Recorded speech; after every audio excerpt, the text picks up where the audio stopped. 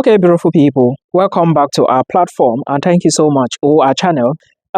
Please, if you are new to the channel and you haven't been watching our videos, this is let's say if this is your first time here, please do not forget to like the video and share the video to your neighbor, because this is a very important video and I want it to be very brief. Okay, somebody said, Milton, do a video on how you can migrate to Portugal.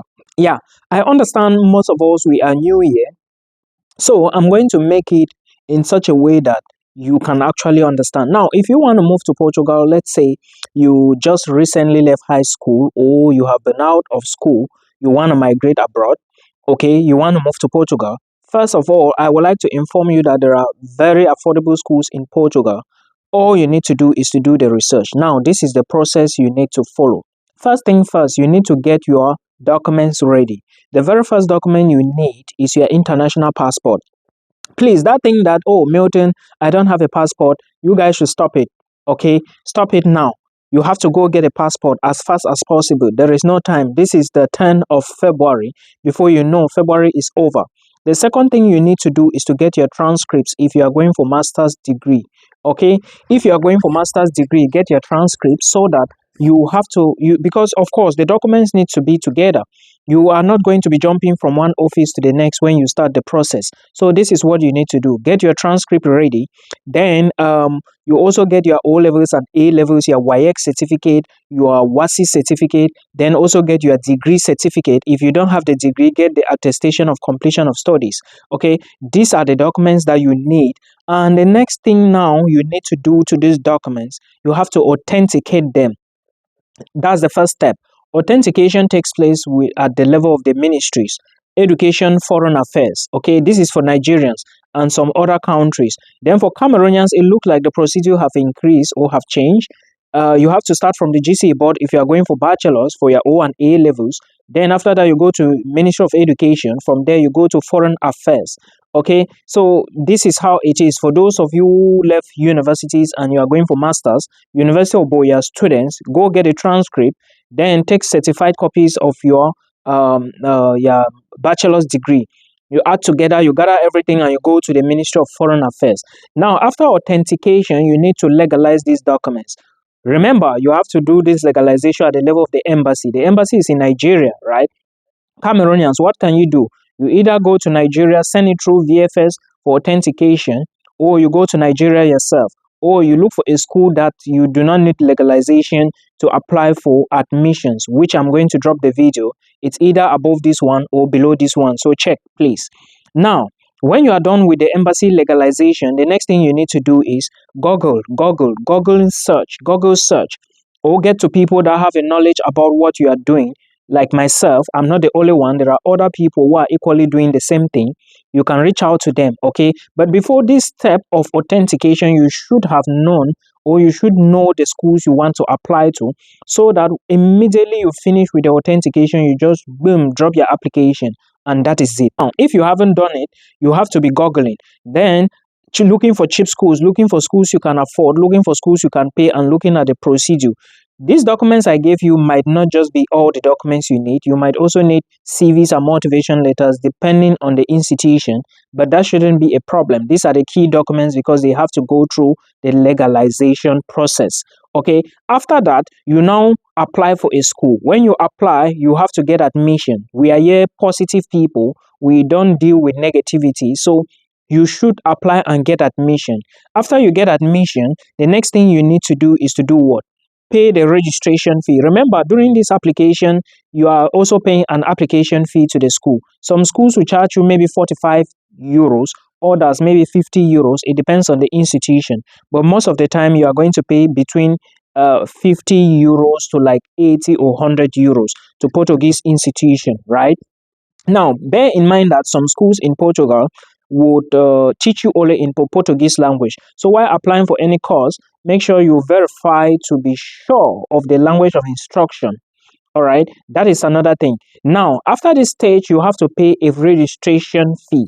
Registration fee per universities varies. Remember, after the payment of the registration fee, you have to check with your school. Some ask 100 euros, some 200, some 250. It depends. After the registration has been paid, you will now pay your tuition fee. Some schools will tell you to pay all your tuition. Some will say pay in installments, like 7, 10 installments.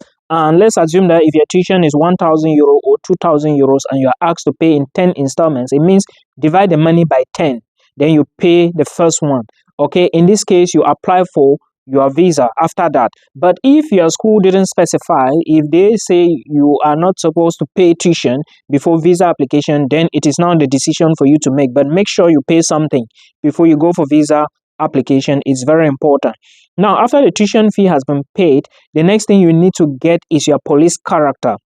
Police character is a document from your home country police or from your law enforcement or officials to prove that you have not gone to prison before or been locked up before. And when you get this police clearance, it's also called police clearance certificate, by the way. When you get this document, you also need to take the document and, of course, do what with it? Authenticate it. The document has to go through the Ministry of Foreign Affairs. Okay, that's authentication.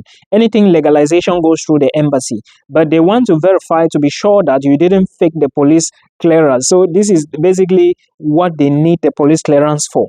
Now, when you do this authentication for the police clearance, the next thing you need to do is to do what? Book an appointment as fast as possible.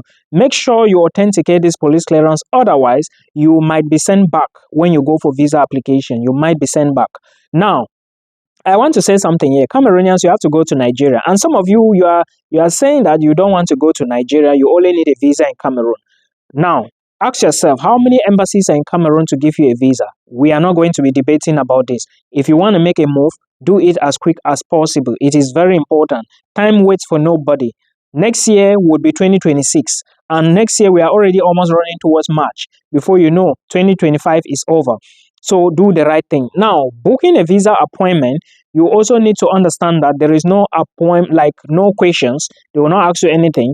And probably you might not go to the embassy. You might be using the VFS Global, okay, to send your documents to them or submit your documents. Now, when you submit these documents, you might not be going back to collect, and they can also send to you in your location, okay?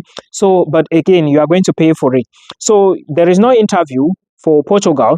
Same thing like the Netherlands. There is no interview because I reside in the Netherlands. Then also understand that you have to pay for visa fee. I don't know the current price now. You verify that. You have to pay for service charge. I don't know the current price. Verify that. Then you also need to pay for courier charge. Okay, some people, not all, anyways. It depends on your circumstances in this case. So please, this is what you need to know. Then after you've gotten your visa, sometimes visa can take maybe 3 weeks, 1 month, 2 months. But some people's visa took about 7 months. That is close to 2 months. Okay, so that's to tell you that Portugal is changing. Not just Portugal, EU is changing their laws. So many things are changing. So you need to look into all these things detailedly to actually understand what you are doing. Now, your visa is ready, right? What next? You now pay your flight. It depends also on the flight, the agency you are using to fly to Portugal, okay? Of course, it depends also on how long you want to be on the way. For me, I spent over a day on the way coming, like 16 hours transit. It was 16 or 12 hours in Ethiopia after I left Cameroon. So I literally spent like 2 days on the way moving before I came to the Netherlands. Okay, because I left Cameroon to Ethiopia, spent like 12 hours, 12 to 16 hours or something, then left now to Frankfurt to the Netherlands. But other people will come directly. It depends. And again, my flight was like 480,000 CFR. Somebody also paid like 1 million with Brussels, I think something like that. But I know someone who came with Air France who also paid close to that amount. So you see, it also varies and it depends on the airline as well. So this is just the information I need you to know. Then, boom, you are in Portugal, right? As simple as ABC, you just need to know what to do. And the most important part is going to be the programs, checking the programs and really knowing what you really need, right? Some program, I always emphasize that I always tell people to always check the language, especially language of instruction of that particular program and when the school is going to open. Check very well. I think it's going to favor the master students more. Bachelor students have a little issues, but again, you can study, okay? You can study if you do the right research. I wish you all the best, and please make sure you keep your head up. It's not going to be easy. and it's not going to be difficult. You just need to input some energy and you work towards your goal. So this is what you need. And again, don't apply for one school. Don't apply for maybe 2, 3, 4 and above. Good. Don't just put your eggs in one institution.